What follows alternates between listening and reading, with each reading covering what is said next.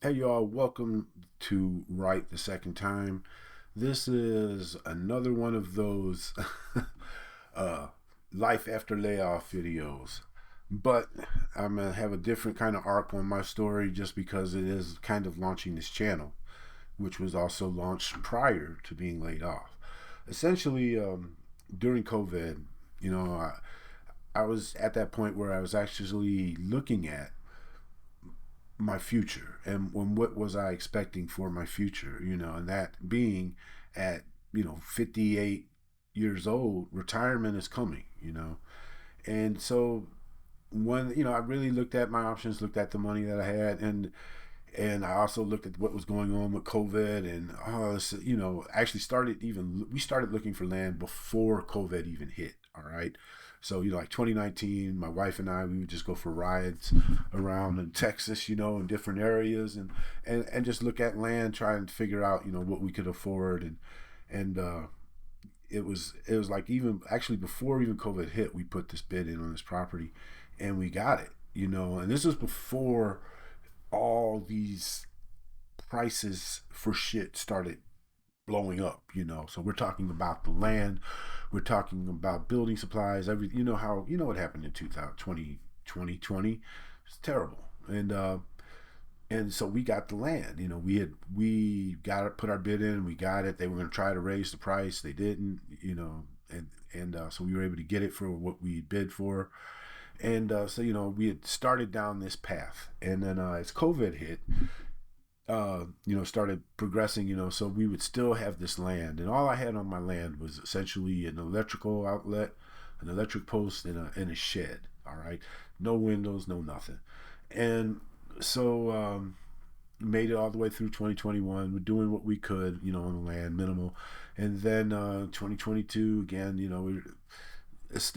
we're just trying to work the land, we're trying to get it together and organized.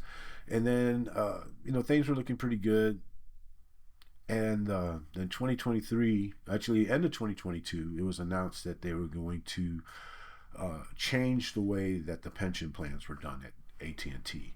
And they said essentially you could lose a lot of money if you did not retire. And at the time, I was working on VR projects. I always had a propensity to keep learning, chase after what's the next big thing, And one of the problems that we had with the VR, that it was very much in its infancy for us, and the deployment path for completed projects, the infrastructure just wasn't built.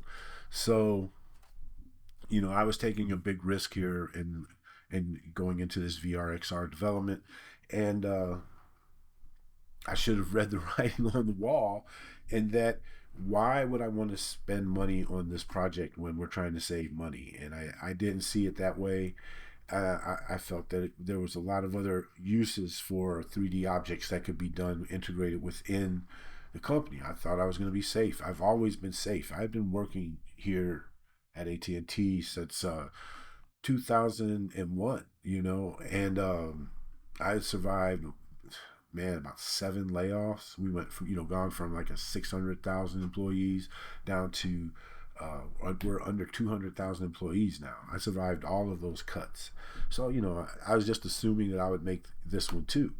Like I said, I always put myself on the cutting edge. Well, needless to say, come January 1st, I was told that my last day was going to be the end of the month. And so I'm like, wow, I didn't see that one coming. And and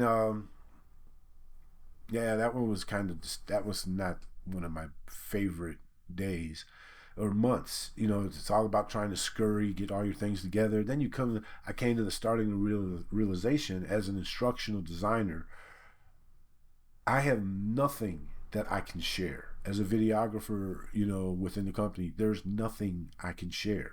The reason I could not share any of that stuff is because it was all AT&T information. So for me, I didn't develop any content for outside. And the other thing I've realized is, I worked so hard at developing my personal brand inside of the company. I really did not develop my brand outside of the company.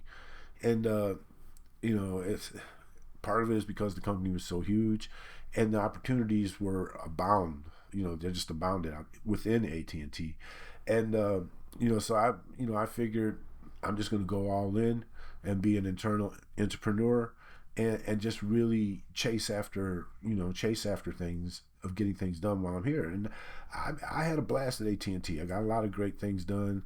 I got a lot of things that were not even in scope for me to do. I did we I wanted an iPad really bad, so I went to the my director and said, "Hey man, we could put our instructor material on the iPads." That didn't fly.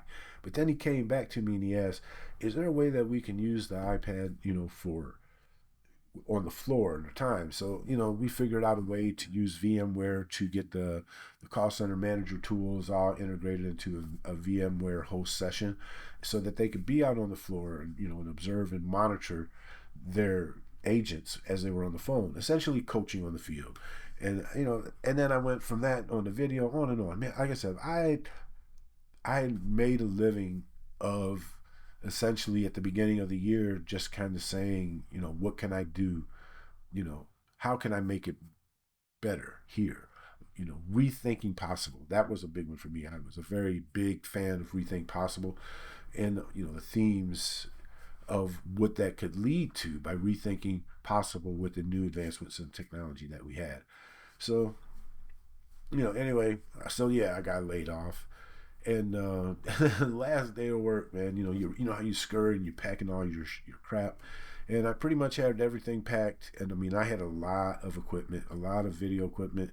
I'd had a studio up at AT&T Labs where I had all my video equipment at, but during the 21, as things were just slow getting back in the office, man. Really didn't have much filming opportunities here in Austin. So anyway, got all that turned in, but then on my very last day in Austin, we got hit with an ice storm, and it's like I'm talking, the ice storm where Ted Cruz took off and went to went to the Bahamas. Yeah, it was that one, and I had it was terrible, man. It was really really bad.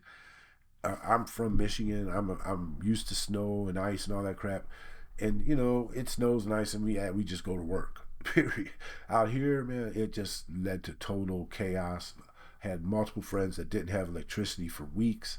I was lucky in my neighborhood that we had electricity because we were on a hospital circuit where my house is at. But my trees were not so lucky, and I had a tree fall into my pool. So I'm like, oh my gosh, I'm gonna get this out of the pool. And so so here it is, my first day as an unemployed person, and I had things to do. I had my primary thing is I had my land, I had a shed that had no windows, and I had a house with a tree in the pool.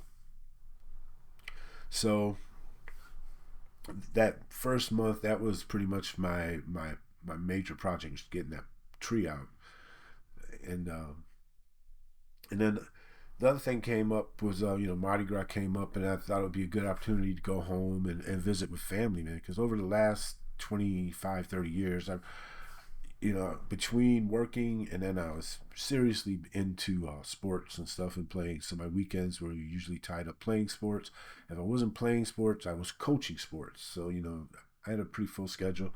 In addition to playing music, I used to play at the church all the time, and then I started trying to do music in the streets, and COVID kind of messed me up too with that too, and that was always my plan, to retire and play music, but COVID just kind of messed me up in that I don't feel as comfortable hanging out in bars and clubs. You know, that being crowded in a compressed space just doesn't agree with me anymore. And then the other part of it is, man, I have so many friends that are musicians, man, and they were just decimated, man. I mean, not being able to work, not being able to do what they do, and it just made me feel that as a amateur musician, all I'm doing is muddying the water and costing them money by being willing to play for a cheaper amount. So that kind of turned me off a little bit, and so I kind of had to put that on the back burner. And so my emphasis with my severance, fully equipped severance, I'm like, you know what? Let me figure out what I want to do at this point in my life. Here I am. I'm 60 years old, and my job of 23 years told me they didn't want me no more. And what do I want to do? Well, so I just took the time off, and I focused on my land. And the cool part about where my land is at, it's like we got 20 acres, and it's about an hour away from my house, and it's out in the middle of nowhere. And so it's twofold. One, talk about something that makes you feel really powerful. It's like, man, I accomplished something. I was able to buy this land, and it's like, and then to go out there and then to stand on the land and be able to, like, as far as I can see, that it's mine. These are my trees, these are my dirt. And so, man, I started doing multiple projects, and those projects are going to be what I'm in the process of organizing and right the second time, because I suck. I really do suck at building stuff, man. And but I want to learn, and I have time, and I have a place to do it. So first project we did was we built a fence. We built a fence with chicken wire and all that. So that was a lot of moving stuff around. So once I got the fence up, and then it's about getting my boat out of storage. My boat had been in storage, man, because in Texas there's been a serious bad drought. So my boat's been in storage for over 7 years. I went to go look at my boat, and I kid you not, the tires had dry rotted off. One of the tires just freaking fell off the axle. And so that was a big project, trying to get all that fixed. But that I eventually got it done, and I got it up to the land and covered and everything. That's good. So that led to my next project. Like I bought some windows the year before, like $100 a piece. These were 3x5 windows, the really heavy duty tempered glass, and yeah, they were great. So I finally had time to figure out how to put those in. I got a door, and I had videoed that whole project. That putting in the door and everything, that was a heck of a load. But man, you talk about something that changed the dynamic of that space. The fence was the first change, but then the next change was adding windows to that room. The fence was good because once we put the fence up, we felt that we could spend the night there. And so we were spending the night inside of a shed with no windows, but it had AC. And you know, and so that was really cool to start having the windows insulated the entire building up now. So the building's insulated, it's got windows, got its doors, doing drywall. And now let's get back to the work stuff, because during this time, again, I'm applying for jobs, man. I'm going into LinkedIn every day, applying for jobs. Nothing's happening. Nothing. And then it was like a month after I got laid off, word came out to me that all of my coworkers that were in learning services were told that their last day was going to be November 30th or 31st. So my team within AT&T Learning Services was over 1,000 people. All right, and I'm talking like highly skilled, trained people, and so they were told that they were getting laid off. But not only were they getting laid off, there were words of other people in other industries that were doing highly technical jobs that were done on computers. Again, designers, writers, videographers, editors, blah blah blah, on and on. They're getting laid off too. So, I'm looking at this and I'm like, holy cow, there's all these superstars being flooded into the market, you know. And so all these people got laid off before all my coworkers were laid off. They had like a year, almost a whole year to kind of, get their ducks in a row so that they can look for a job. And let's just say it's been slow going for a lot of the people that I know. I mean, maybe out of 50, I think maybe 8 people got hired. All the rest are still looking for jobs. And so I made it through the first year. Everything was good. We're going fine. Just living off of severance. And then so I decided to start my unemployment in January. So January 1st is when I officially filed for unemployment. Today, it is last filing July. I just did the last filing July 18th. This is my last unemployment check. And during this period of time that I've been on unemployment, I've gone on multiple interviews. Like, everybody talks about, I must have put out over 100 applications to only have been ghosted. I was always thinking I would go to work for Tesla, man. I've applied with Tesla so many times. I didn't even get a call back. And then the other big ones here is the Samsung plant. Haven't seen a whole lot of hiring opportunities there yet. But, essentially, I thought I was going to be a lock to get in Tesla. Again, no interest in me at all. But I guess I'll keep applying. And then I went driving to the airport the other day, and it's like decided, you know what, maybe that was a blessing in disguise, because that's a heck of a commute on a toll road. So, and Elon, he wants you in the office every day. So maybe it's a good fit that I'm not there. But I also applied for another job because, I'm like, this not making money thing is, I have never, the longest I had ever not worked was 6 months since I was 14. And that was only because I relocated here to Texas because my wife had a job and a job offer here. And, we had two small kids. So I took the 6 months off to get, essentially be father to my two young children, about 2 and 6 months or 8 months. And, that was the only time I took off. And even then, when I was ready to go to work, I was able to get a job at Dell just like that. And this time around, man, it ain't like that, man. I'm seeing my friends and coworkers. I'm talking some really exceptional instructional designers, professionals, and nothing's happening for us, man. And nothing's happening. Like I said, a few people getting jobs and you're doing things, but really, man, it's been really slow. So I applied for a job with Spectrum. Again, for me, I'm an AT&T guy. I hate Spectrum. I'm not gonna lie, I hated them. I because they were part of Time Warner, and I hated Time Warner advertisement that they would be dissing AT&T. And I'm like, but also I applied for an entry level save the sale customer service job, and they got it, but I had a month to think about it, and that was the big one right there. Is that, like, so I had a whole month, and I signed all the paperwork, background checks, just and reading the information, got the benefits, and I got to the benefits. I'm like, you know what? Yeah, it's only like $18 an hour, and plus commission of.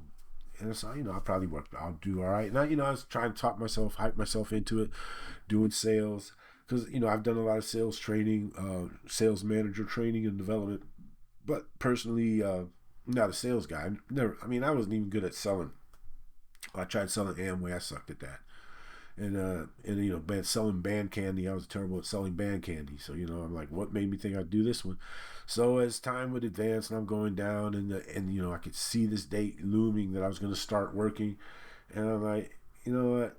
I'm not going to do that job, man. I really don't want to do that. I don't want to start all over in a corporate call center environment, being the old guy in the call center, and and there always was the old guy in the call center, And as a videographer, usually that was one of the people that I would target to interview when I was doing call center videos. Is the old guy in the call center.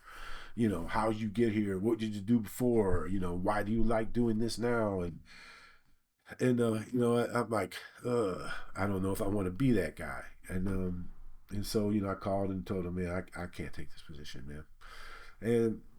But they were good with it. But they notified the Texas unemployment that they said that they were going to hire me, and essentially it created a mess up in my unemployment because I declined the job. Little did I know, actually I did know, is that as you're advancing through the unemployment ranks, there are certain jobs that you can decline if they are 50 or 75 and 50% below what was your average salary prior to being laid off. Because it's because at that time I was also interviewing for a couple of other positions, and I'm like, man, why am I going to take this $18 an hour job when I know I'm qualified for 85, 100 plus a year, and that's what I was interviewing for. So, but those jobs didn't pan out, and then I let that one go.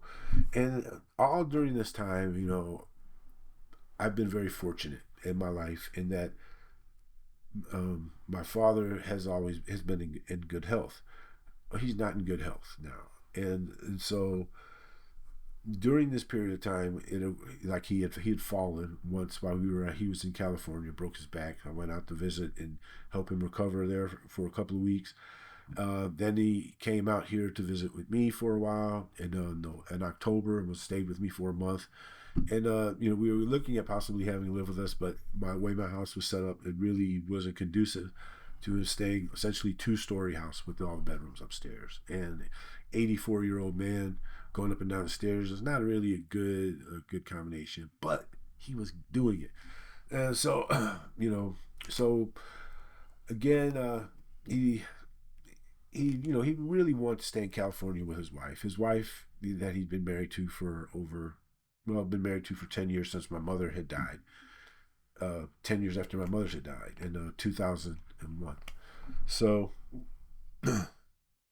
he we went to his house and we essentially loaded up a lot of stuff from his house into his car, and we were going to drive his car back with his stuff, and he'd go back to his wife's house out there in L.A. And so we did that. It was a fun ride, and I have a video of that one on another channel. Maybe I'll post it here. It's just of the drive with a lot of songs that I wrote. And so we get back to California, and for the most part he's good, but he's a little tired. And then as soon as I leave, he has a fall, and the fall breaks his back. So this is his second fall on his back, and so they mend him up and everything's going good, but it's coming to the realization of his wife that he cannot stay with her. I mean, it's a 2-bedroom house with 1 bathroom that you have to climb 4 stairs to get into the house. And, if you would go in the backyard, again, 4 stairs going down into a concrete backyard. Again, not a very good opportunity for an 85-year-old man that has had both knees replaced and back surgery. And so we had to look at different care options for him out there in California, and found him a really, really nice place called Ocean View, right on the beach in Santa Monica. And, you ever wonder where, rich people go when they retire? If they need help, they go to this place here, man. I'm talking, man, it is the most beautiful place to be. It's like you're right there on the beach, but if you can't walk, it's kind of, you can look at the beach through the window, which is no better than TV, to be honest with you. You can go, but you can't go outside and you can get to the sun, but his limited mobility kind of, mess with him. And so we finally got him in there, and so we're looking at trying to get him moved here to Texas. So I went out there to talk to him and essentially to persuade him to move to Texas. But I was surprised when he approached me and he says, "Hey Terry, you know what? I know things are really difficult for Rona, his wife. Again, she's also 83 years old. So you got an 83-year-old helping an 85-year-old man. It just doesn't work." And they both realize that. And the only family that my dad has in California is her family. And, so there's, whereas all of his family or my family is here in Texas, me, my wife, my 3 sons, and, one son's girlfriend, and his brother lives in Houston, and all of his kids are in Houston. And then I have a son out there in San Diego that we'll go visit. But again, if anything happens to my father, and he's out there in LA, it really limits what I can do for him. And so we were there. I stayed there with him for 2 weeks. Things were going really good. He is, he's recovering from his back surgery well, and I was there helping him out.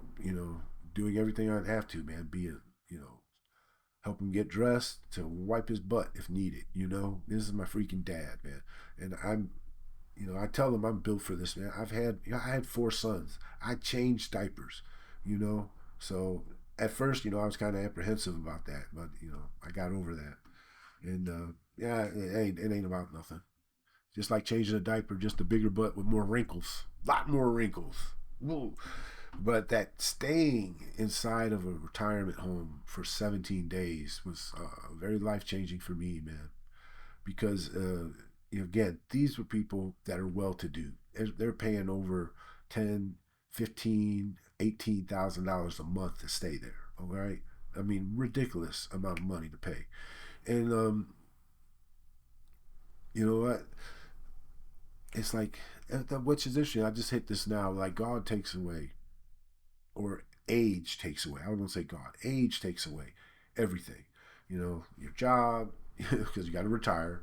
It takes away your health, your beauty, you know, and eventually your mental state. But the last thing that God will take will be your money, or not God. The last thing life will take will be is your money, and that's what they have left is their money, and that's what's enabling them to live essentially a good life. While I was there with them, I lost like 13 pounds eating 3 meals a day, and it wasn't bad. It wasn't great, but it wasn't bad. But the portions were great, and then every morning I would be going to breakfast. And the first couple of days it was very very uncomfortable. Towards the end, man, my opinion just went like poof, because it's like these people can barely get around, and they're getting up every morning to get dressed, put clothes on, just to go catch an elevator, just to come down here so they can eat down here with everyone else. And because you don't have to, you can have them bring your food to you. So that level of effort, is inspiring to me to see that they're doing that. And it's, again, but all of these things that I'm doing because I was laid off, and I have time to do things. And so I'm applying for jobs back and forth, and and really looking at where my life is headed. And I really want to work until I'm like 70 years old. I don't want to collect Social Security until I'm at least 70 years old. And so, but what am I going to do? And so I started looking into teaching. And because one thing that you do hear a lot of is that there's a serious teacher shortage. And so I went to a lot of teaching fairs, got to talk to people in the Pflugerville School District, Round Rock School District, Huddle School District, and just to get a feel for what's going on, what kind of opportunities abound. And one of the ones that stood out was CTE training. And essentially CTE training is, like I say, a plumber or videographer or video editor or musician. Essentially, these are teaching kids skills that they can use today to go get a job tomorrow. Like I was talking to one guy, and he was talking about an opportunity that they had where they had a T-shirt company, and he was telling me that they had ordered something like 8 cases. Well, no, it wasn't cases. It was 8 pallets of T-shirts that they had ordered, and they, messed up. But the moral of the story was learning how to negotiate with your vendor to give them shirts back, and how to order correctly in the future, what T-shirts to sell, and on and on and on. So it was a really good. It's a really good opportunity for a young person to prepare themselves for making money. And that's the big emphasis shift in education, with a STEM. It's really where the education field is really trying to push the kids to be ready to work when they get out of high school, not necessarily college, but be ready to work. And as I'm looking at it, it's like the the way that I was welcomed by these teachers and administrators, man, they were like really enthusiastic about trying to get me in. And and I like that. And it's like, I'm like, let me stick with this. And so what I've done is I settled with Round Rock School District. It's like 84 schools in this district. It's one of the top rated school districts in the state of Texas. But they still have over 150 teachers needed per day. 150 per day. That boggles the mind. And you look at the pay rate, the pay requirement. To be a CTE teacher, the first thing really is that you have a college degree. That's what they require, is a degree. And you'll have the degree to be a sub. And the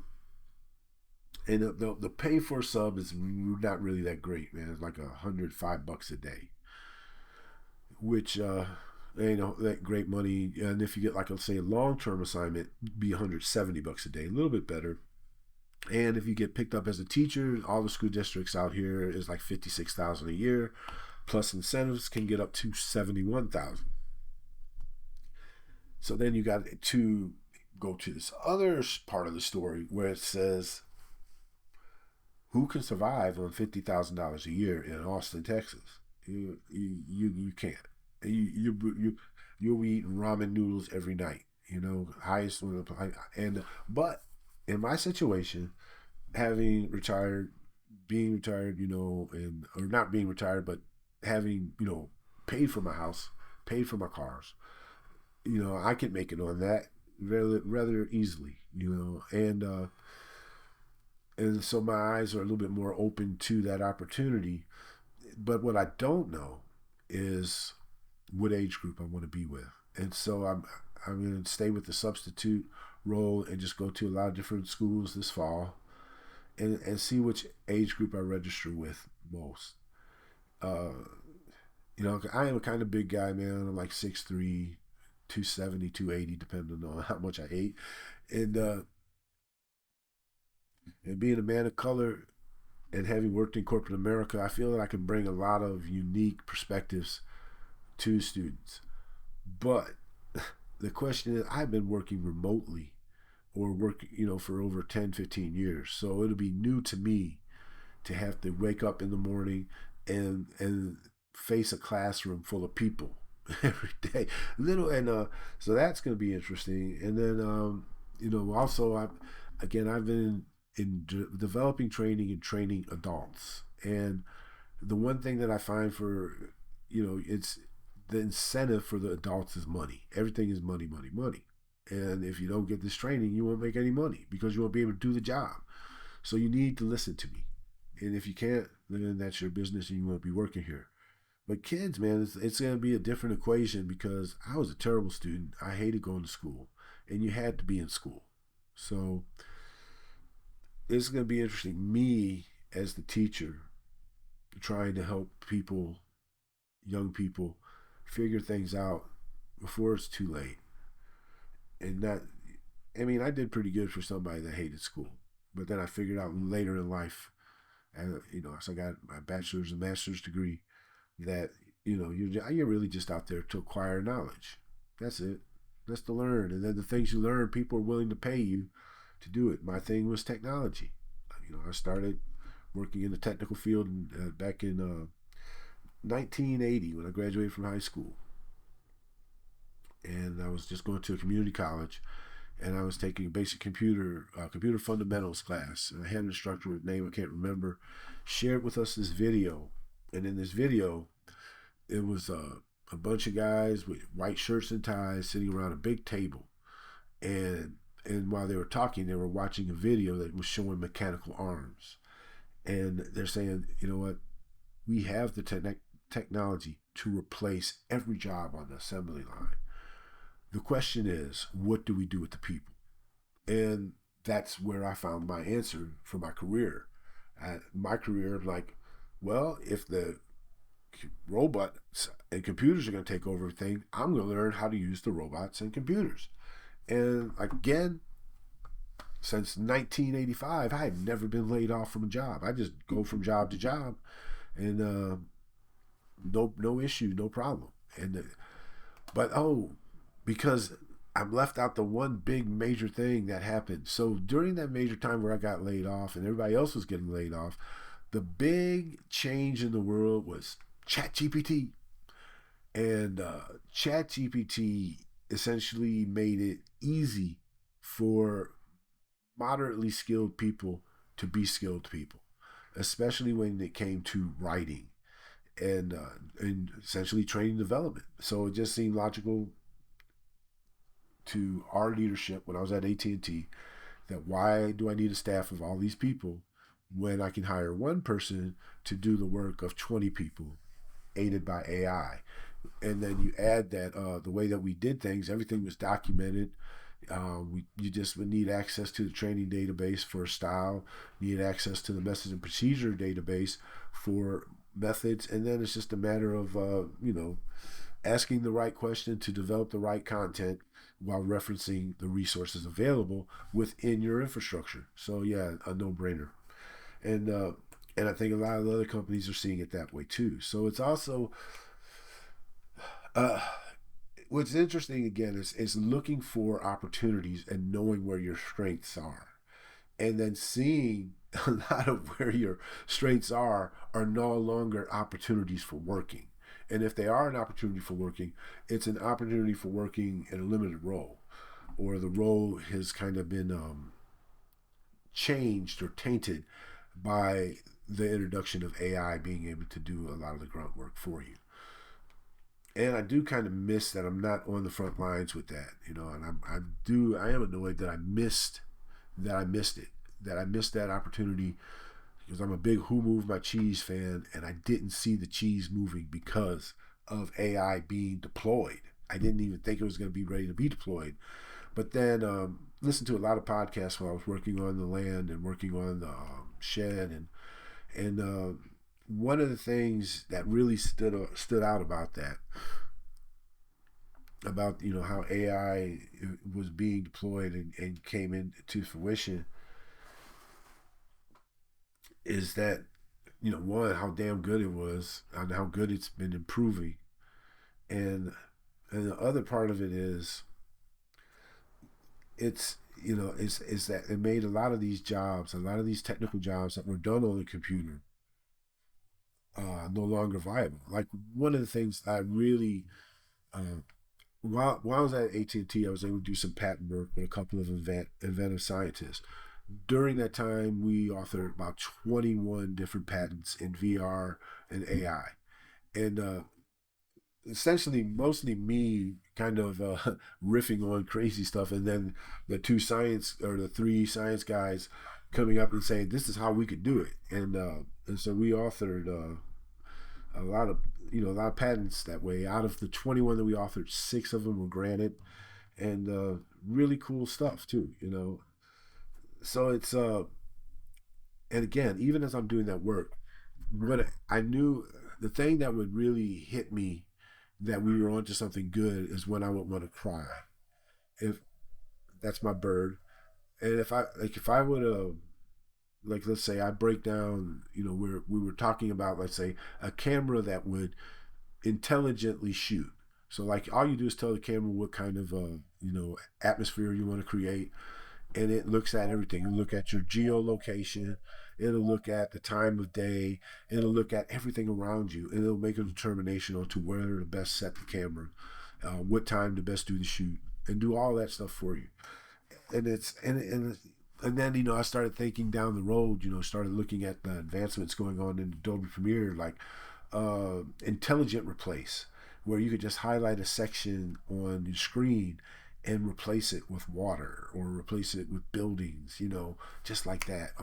And then I can start seeing in my head how all of these rote processes that are done on computer could be easily done as like a recorded macro, or by AI agent that is just goes out and does those steps to create the final product for you. And so, like I said, that's one of those things that also helped contribute to this hyper job market. And even you look back to the strike for the writers and actors strike, they could see how they were going to get screwed over by AI also. Even extras now, because now extras can just be AI characters, because the screen is just pixels. It's just about designating what lights you want to illuminate it within the screen. So yeah, there's a lot of change, and that's the other part that really kind of led me to wanting to be looking at this teacher option as where I want to spend the rest of my career for the next 7 to 10 years. And because as I was looking at all of the parts of ethics, data analyst, and all this, is that the other thing that would make me cry the most is lack of ethics. It's because we would have the tools to do whatever you want. You have a tool that will tell you when people are hungry, what color will they respond to that will make them drive to your store to buy a hamburger. I mean, we literally can have it do that. And so the thing to me in the future that will be challenged is the ethics of that we instill in these young people today, that they can look beyond profit and look at the impact. Like I don't know if you ever watched a movie about Uber and how you know it was yeah, it was great technology, but at the end of the day, man, he was trying to make more money than the next guy. He wasn't thinking about the impacts, negative impacts. He was just thinking about the positive impacts to his pocket. And even if you look at Uber today, Uber is essentially kind of setting itself up for AI drivers because they don't care about the employees. It's not essential. Even Elon Musk is getting ready to launch a self-driving taxi cars. He sees it as $1 trillion market in the future. So, the thing it's going to be an interesting time that these children are being raised in. Sometimes I think a lot of my experiences working in corporate America is, let's say, I hate to go to the race thing, as the lone black guy in the freaking building, and, they will never have to experience that like I did. And, the world that they're in is a different world. But their decisions that they make as they become older people impact the children and impacts their peers and impacts us, me, as one day I will be that 85-year-old guy that needs somebody to wipe my ass. And even that math will be changed with the robots being introduced into the workforce and essentially being introduced into the home as an assistant. These kids, man, will have a lot of weight on their shoulders. And if I could be somebody that can help contribute to them to making wise decisions that help move society forward, then that's a life worth living. Like that's why I became an instructional designer trainer, man. Is because I love. I'm a performer. I like to get in front of people, and I like to help people. And I think of all the numbers of people that I trained that never saw my face when I was with Jocelyn's Learning, man. I was training 1 million kids a day, never knew who I was. When I was with AT with Dell, you know, I was we launched one of the first call centers in India. Which again is another another thing that started eating jobs in America. And but at the time, it was a good way for us to save money. And you know, it's like the world of unexpected consequences is where we reside right now. As everything that we do going forward, we're can have a negative. I mean, even the stupid kid that tried to assassinate Trump didn't realize he just gave him the election by missing. Like, or but who knows? Even if he would have shot him, what would have been an unexpected consequence of that is who would they have put as his replacement? Would he have been worse? Or these these changes in our world, these changes in our environment, and essentially these changes in cost of living. I mean, it's all during these 4 years, man. The compression of change has been amazing. I mean, because the change has been dramatic. My house that I'm living in went from, like 240,000 to over $400,000 within a span of a year, right? Prices are coming back down to a more moderate, but it's still, the cost of living, cost of rent. You're looking at these kids, man. Like when I moved out, I had a 1 bedroom apartment. I don't think I was paying like $700 a month for my 1 bedroom apartment. Now you can't even touch a studio apartment for under 1,000. And And then they want to pay everybody 18, 19, $20 an hour, which doesn't add up. It doesn't add up at all. And then, now you have with AI education. Education is the big way to get out, but uh, what is the word? The the something generalist, is how I had a guy describe it. In that, let's say, like a generalist that has a lot of knowledge of a lot of things, with AI can go from being, you know, novice to intermediate, like that, and then from intermediate to expert, depending on how much they're paying for their AI, like that. What they have to have is that general knowledge, that imagination. And so again, this world is going to set up some unique challenges for our young people, some unique challenges for us now. How do we adapt now? And my unemployment journey, again, just filed my last unemployment check, is it's gonna be interesting. It's like I said, I plan on being a teacher. I plan on keep working on my land and eventually moving out there. At the same time, I got to take a month off to go be with my father because he fell again, man, and he's not doing well. And so, I need to get him back here to Texas.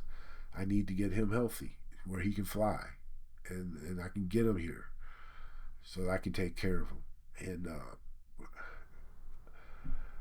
And that's my priority right now. That is my priority. My priority is that it's something I got right now. It's July, got August, and then start teaching in September.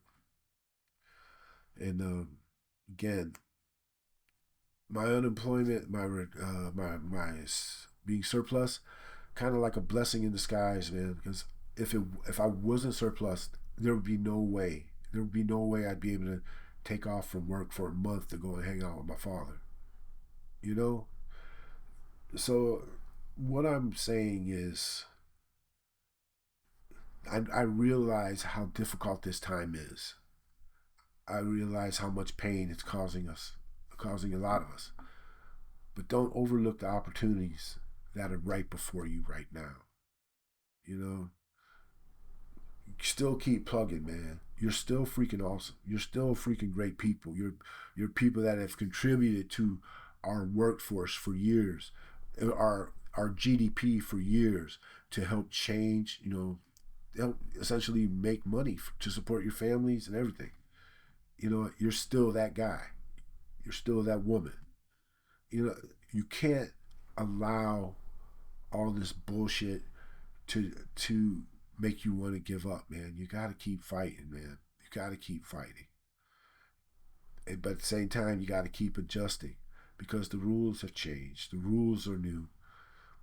You just, I'm going to keep fighting. I'm going to keep applying. I'm going to see where I can apply my 35 years experience, 40 with developing training, my 15 years of video development, my 25 years of graphic design, you know, and then the biggest thing that I have is my essentially 62 years of being an ethical person. I'm not sitting here waiting for somebody to come back and say that I raped them. Because I've been mindful of how I've lived my life, as a lot of you have, man. And at our age, chickens are coming home to roost. And you know what? All my chickens are fully grown, and they're and they're some of them are fried by now. But I ain't worried about nothing coming up from my past to destroy my present. All I'm worried about is going forward into the world, making a difference as I've always done. And that's you too. You can do it. You will succeed. The economy, I won't say everything's gonna fix itself, but we're going through a lot of turmoil right now. And they're predicting even more. If you look for your opportunities and go after them, man. Just go after them and make them work. That's all we can do at this point. And hopefully the next videos will be a little bit better. or but better content. But better, I'm saying they won't be as depressing as this one. And like I said, it's not really depressing. It's been a really worthwhile time for me. It's been very eye opening. Like I said, I didn't think I'd be unemployed this long. I mean, that is just boggles my mind. I've never not worked for over a year and a half. That's freaking crazy. And but the timing couldn't have been better, man. Because my dad needs me now, and I can be there for him. So it's not a total loss, and I do have a path for the future. And it should be a good time. But like I say, so we get on as this channel progresses and I start getting into my real content, you'll see that there's a lot of I messed up a lot, man. I literally had to take the door out and re-put it back in. I had to take a window out, put that one back in. I built a shed on uneven ground, and I essentially had to make my own hill. Yeah, got a little tiny Santa Cruz truck. Must have took me about 15, 20 truckloads of dirt that I dug with my own hands. Remember last year when the temperatures were in the 100? That was me. I was out there digging holes to make a hill because I wanted to make the shed next to my other shed. And that project came out really nice too, by the way. I'm very happy with that. And like I said, I may not have worked for a year, but I have a lot to show. I made a lot of progress with that land. Next things I want to do is we got to get our septic and water in. That's going to be an expensive one. That's going to be like damn near $20,000 right there. But that right there will change everything. Uh, right now, bathroom is kind of a sore topic, or a great topic if you like pooping in a field. I don't know. Oh man, pooping. That brings up my dad. Man, when I was visiting my dad, pooping was like the number one conversation. Oh, I wish I could poop. And it was like, man, I got to look forward to that when I get in my 80s, wishing that I could poop. I don't know. Oh Lord, man. But anyway, these next 10 years, one of the guys I listened to, I can't remember his name, but he said something, man. Once you hit 60s, you have 10,000 weekends. And it's like I never really thought about it. I never really considered it. 10,000 weekends once you reach 60, and that puts you into your 70s. And I reflect on my time with my father, man. In 60s, which is where I'm at right now, is when my mother died, and he was a single man again, and he was gone. He was all over the place. He had a convertible Mustang. He was all over. And 70s, he got married for a second time or third time. His second wife, she had died prematurely from cancer. And his second wife, their third wife, who's married to now, was he met when they were in elementary school, and they reconnected on Facebook. So that was pretty funny. And they've been married for a good time. And let's say when the 70s hit, man, again, he was still vibrant and active. He was like, we're in Houston. He would go to New Orleans for, at the drop of a hat for a party, still going on cruises. But that knee surgery came, and then that slowed him down. And that's what I see, this aging thing, man. These next 10 years, man, these 60 to 70, 70 to 80, there's going to be new challenges that I will have to face as a human. And one of those challenges that I will have to face is reducing my weight. Because the one thing that I really learned by having to go to the hospital a lot with my father is all the nurses are tiny people, man. These nurses are tiny people. They're like 5'4" to 5'8", under 150 pounds.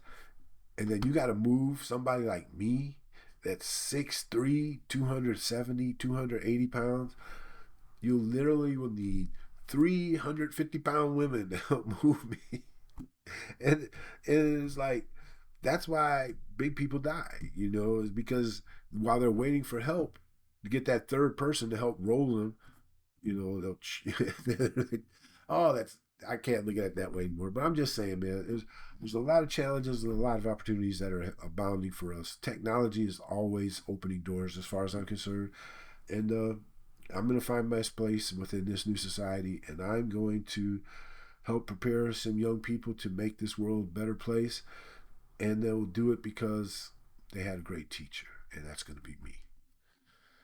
This is Terrell saying, right the second time. We out.